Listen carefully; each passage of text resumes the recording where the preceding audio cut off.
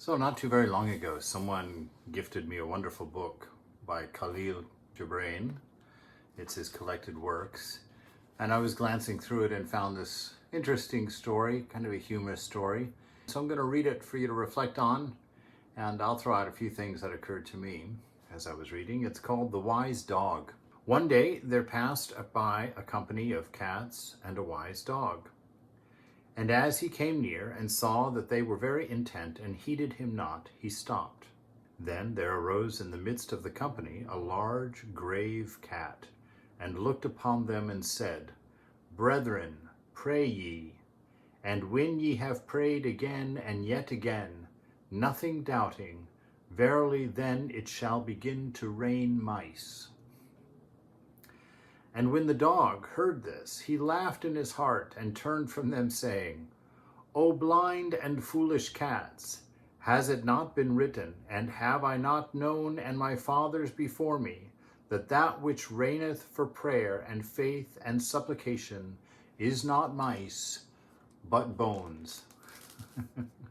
I love that they are using the correct religious intonations and languages to talk about things.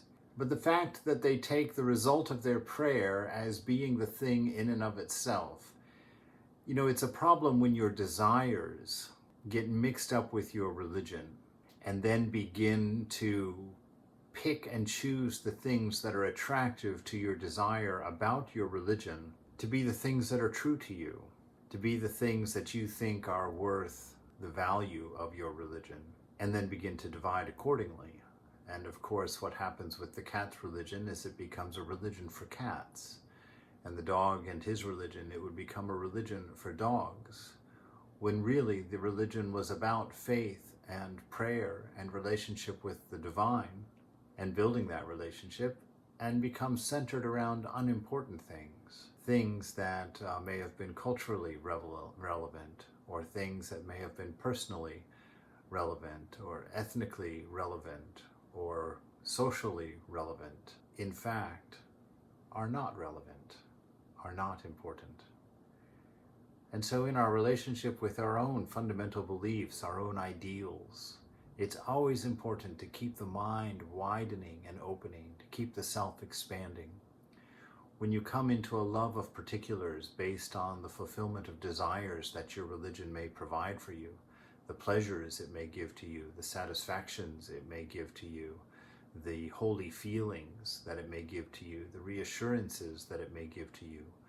When you fall into the trap of finding the things in your religion that are really just answers to your own desire, and then you emphasize them as being your religion, you're creating a religion only good for cats, only good for people with you, like you, with your own set of desires. And then when we broaden and think, well, if the whole world becomes like me, then the world will have no troubles. That's how oneness will be achieved. Swamiji talks to that. And he says, what a sorry notion indeed. As soon as all men begin to think alike, the world will end. So it's about expansion. It's about always discriminating, discerning within what is that one most important thing about you, about your religion, about your ideals, about what you are, and what this world is. All of the religions name it. It's the one most important thing.